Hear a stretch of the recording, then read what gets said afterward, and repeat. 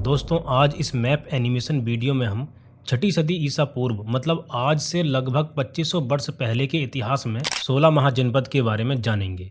इस वीडियो को देखने के बाद लगभग सभी परीक्षाओं में 16 महाजनपदों के बारे में पूछे जाने वाले प्रश्न आप आसानी से कर लेंगे। आपको इनकी लोकेशन और राजधानियाँ जरूर याद रखनी है, क्योंकि दोस्तों एग्जाम्स में सबसे ज़्यादा इनकी राजधानी और लोकेशन से रिलेटेड प्रश्न ही पूछे जाते हैं। वीडियो को सिर्फ ध्यान से देखना है, लिखना नहीं है, क्योंकि दोस्तों इस पूरे वीडियो का पीडीएफ आपको टेलीग्राम चैनल पर और वेबसाइट पर उपलब्ध करा दिया जाएगा, जिसका लिंक आपको नीचे डिस्क्रिप्शन में मिल जाएगा। चलिए दोस्तों शुरू करते हैं। दोस्तों छठी शताब्दी ईसा पूर्व में एक ओर जहां धार्मिक क्रांति का विस्तार हुआ, वहीं दूसरी ओर धार्मिक क्रांति के साथ साथ लोगों के सामाजिक, आर्थिक और राजनीतिक जीवन में भी बहुत अधिक परिवर्तन हुए। उस समय लोहे के आने से कृषि कार्य व्यवस्थित तरीके से होने लगा, जिससे अतिरिक्त उपज होने लगी और लोगों में स्थायित्व की भावना पनपने लगी। छोटे छोटे कबीलों के राज्य बनने की प्रक्रिया शुरू हो गई। गौतम बुद्ध के समय तक पहुंचते पहुंचते जन से जनपदों और जनपदों से महाजनपदों का विकास हो चुका था। दोस्तों यहाँ हम थोड़ा इनके बारे में समझ लेते हैं। उस समय सबसे छोटी इकाई कुल होती थी। कुल को मिलाकर ग्राम बनते थे, ग्राम को मिलाकर विश्व को मिलाकर जन और जन को मिलाकर जनपद बनते थे और जनपद मिलाकर बनते थे महाजनपद। दोस्तों बौद्ध ग्रंथ अंगुत्तर निकाय से पता चलता है कि गौतम बुद्ध के जन्म के पूर्व समस्त भारत 16 महाजनपदों में विभाजित था। इसके अलावा जैन ग्रंथ भगवती सूत्र से भी 16 महाजनपद के बारे में पता चलता है, लेकिन इसमें कुछ नाम परिवर्तित हैं। अब हम एक तरफ से सभी 16 महाजनपद के बारे में जानना शुरू करते हैं। हम शुरू करते हैं पूर्व से। दोस्तों 16 महाजनपदों में सबसे पूर्व में था अंग महाजनपद।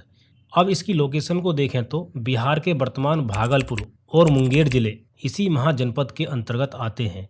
अंग की राजधानी चंपा थी।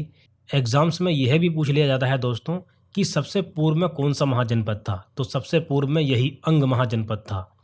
दोस्तों अंग महाजनपद के पश्चिम में था मगध महाजनपद, जो कि सभी महाजनपदों में सबसे शक्तिशाली महाजनपद था। आप जानते ही हैं कि वर्तमान बिहार राज्य के लगभग बीच से गंगा नदी होकर गुजरती है। गंगा नदी के दक्षिण में मतलब दक्षिणी बिहार में था मगध महाजनपद और गंगा नदी के उत्तर में था बज्जी महाजनपद।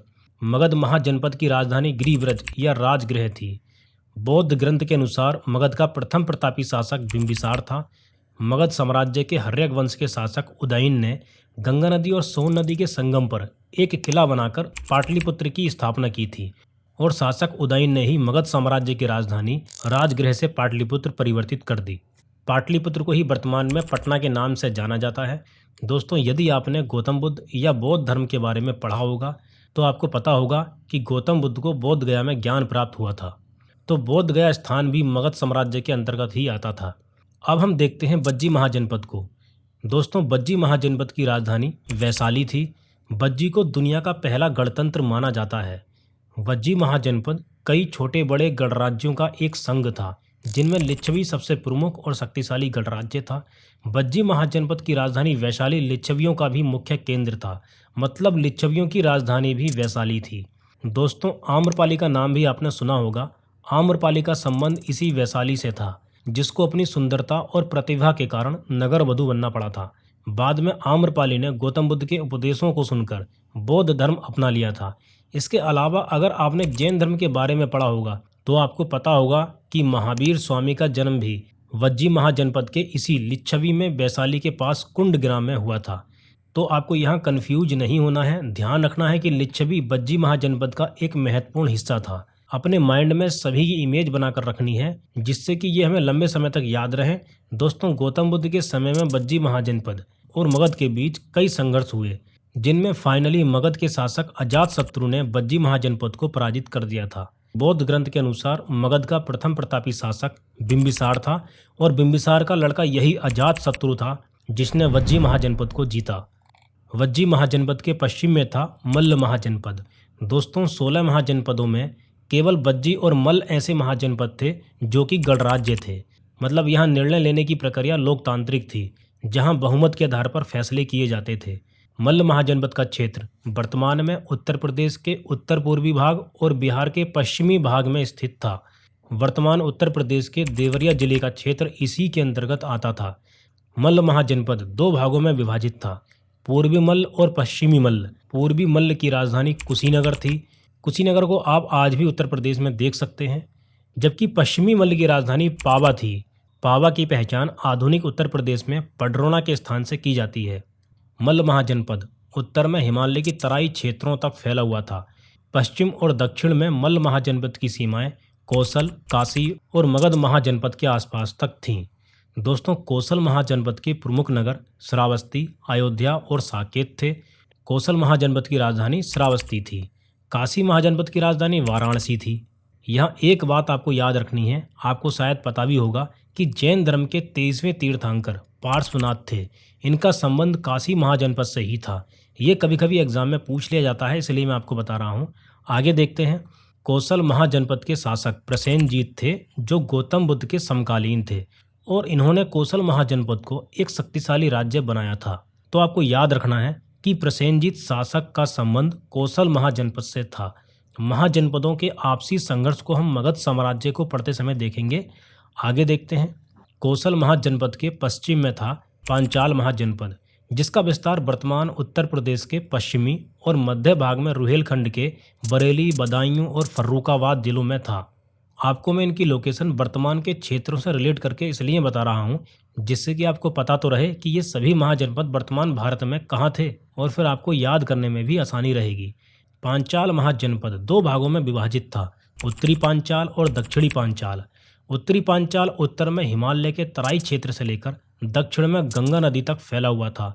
उत्तरी पांचाल की राजधानी अहिच्छत्र थी। दक्षिणी पांचाल गंगा नदी के दक्षिण में यमुना नदी तक फैला हुआ था। इसकी राजधानी कांपिल्य थी, जिसकी पहचान वर्तमान उत्तर प्रदेश के फर्रुखाबाद से की जाती है। तो ये आपको याद रखना है। दक्षिणी पांचाल की राजधानी कांपिल्य थी, जिसकी पहचान वर्तमान उत्तर प्रदेश के फर्रुखाबाद से की जाती है। पांचाल महाजनपद के पश्चिम में था कुरु महाजनपद, जिसकी राजधानी इंद्रप्रस्थ थी। कुरु महाजनपद वर्तमान मेरठ, दिल्ली और इसके आसपास के क्षेत्रों में फैला हुआ था। पांचाल महाजनपद की दक्षिणी सीमा वत्स महाजनपद से लगती थी। वत्स की राजधानी कौशाम्बी थी और बुद्ध काल में वत्स महाजनपद का शासक उदयन था। बुद्ध काल के कुछ शासक जो मैं आपको बता रहा हूँ, उनको याद रखना है। यहाँ से भी एग्जाम में कभी कभी प्रश्न पूछ लिए जाते हैं। पांचाल महाजनपद के दक्षिण में सूरसेन महाजनपद था। सूरसेन की राजधानी मथुरा थी। अगर हम सूरसेन महाजनपद को वर्तमान में देखें तो सूरसेन महाजनपद आधुनिक ब्रजमंडल क्षेत्र में बसा हुआ था। गौतम बुद्ध के समय में पांचाल महाजनपद शक्तिशाली राज्यों में से एक था, लेकिन बाद में यह भी मगध साम्राज्य के अधीन हो गया था। कुरु महाजनपद के दक्षिण में और सूरसेन महाजनपद के पश्चिम में वर्तमान राजस्थान में था मत्स्य महाजनपद, जिसकी राजधानी विराटनगर थी। विराटनगर की स्थापना विराट नामक राजा के द्वारा की गई थी। मत्स्य महाजनपद वर्तमान राजस्थान के जयपुर, अलवर और भरतपुर के कुछ हिस्सों तक फैला हुआ था।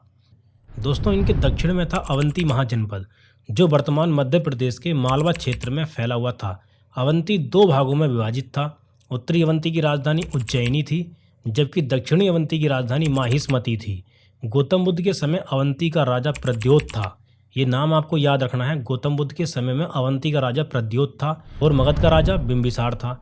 मगध महाजनपद के साथ अवंती महाजनपद के संबंध मैत्रीपूर्ण थे, क्योंकि दोस्तों अवंती का राजा प्रद्योत जब पांडु रोग से ग्रसित हो गया था तो बिंबिसार ने अपने राजवैद्य जीवक को उसके उपचार के लिए भेजा था, जिसके बाद मगध और अवंती के मैत्रीपूर्ण संबंध हो गए थे। अवंती महाजनपद के शासक प्रद्योत ने अवंती को एक शक्तिशाली राज्य बनाया था। अवंती महाजनपद की पूर्वी सीमा चेदी महाजनपद से लगती थी। चेदी महाजनपद की राजधानी सुक्तिमती थी।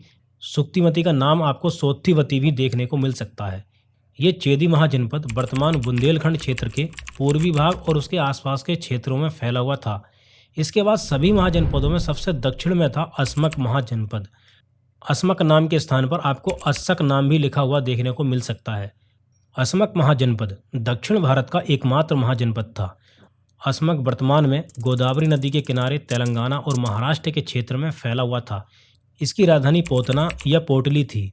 दोस्तों, इसकी इस राजधानी के नाम भी आपको थोड़े अलग अलग देखने को मिल सकते हैं, जैसे कि पैठन या पोतन या पोतली। वैसे दोस्तों इसका प्राचीन नाम प्रतिष्ठान था। ये नाम आपको याद रखना है, प्रतिष्ठान। सभी महाजनपदों में दो महाजनपद ऐसे थे जो वर्तमान भारत की सीमा के बाहर थे, कंबोज और गांधार। आप देख ही रहे हैं मैप में, दोनों भारत की सीमा के बाहर हैं। गांधार की राजधानी तक्षशिला थी।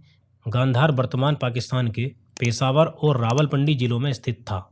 चाणक्य का नाम तो दोस्तों सभी ने सुना होगा। इन्होंने तक्षशिला विश्वविद्यालय में शिक्षा प्राप्त की और बाद में वहीं अर्थशास्त्र, राजनीति, सैन्य विज्ञान और कूटनीति जैसे विषयों के शिक्षक बने। मगध साम्राज्य को पढ़ते हुए जब हम चंद्रगुप्त मौर्य को पढ़ेंगे तो इनके बारे में थोड़ा और विस्तार से जानेंगे। कंबोज महाजनपद की राजधानी राजपुर थी। कंबोज वर्तमान उत्तर पश्चिम पाकिस्तान और अफगानिस्तान में फैला हुआ था। ये कंबोज महाजनपद श्रेष्ठ घोड़ों के लिए प्रसिद्ध था। तो दोस्तों हमने सभी 16 महाजनपद को देख लिया है। सभी महाजनपदों में मगध सबसे शक्तिशाली महाजनपद था और इसने ही मौर्य साम्राज्य की नींव रखी। सबसे पूर्वी महाजनपद अंग था। 8 महाजनपद वर्तमान उत्तर प्रदेश में थे: काशी, कौशल, वत्स, मल्ल, चेदी, पांचाल, सूरसेन और कुरु। तो यहाँ आपको याद रखना है, कभी कभी एग्जाम में पूछ लेते हैं कि कितने महाजनपद उत्तर प्रदेश में थे। तो 8 महाजनपद वर्तमान उत्तर प्रदेश में थे, ये मैंने आपको बता दिया है। इस वीडियो को अब यहीं समाप्त करते हैं। जब हम मगध साम्राज्य को भी पढ़ लेंगे तो 16 महाजनपद और मगध साम्राज्य से संबंधित MCQ की एक वीडियो लेकर आएंगे, जिससे कि आपकी प्रैक्टिस हो जाए और आपको पता चल जाए कि किस प्रकार के प्रश्न एग्जाम में पूछे जाते हैं। दोस्तों हिस्ट्री की ये मैप एनिमेशन वीडियो अगर आपको पसंद आई है तो कमेंट में ज़रूर लिखें। फिर हम इससे आगे के इतिहास की वीडियो भी लेकर आएंगे, जिसमें हम बौद्ध धर्म और जैन धर्म के बारे में भी जानेंगे और मगध साम्राज्य के विस्तार के इतिहास को भी जानेंगे। PDF डाउनलोड करने के लिए आप टेलीग्राम चैनल से जुड़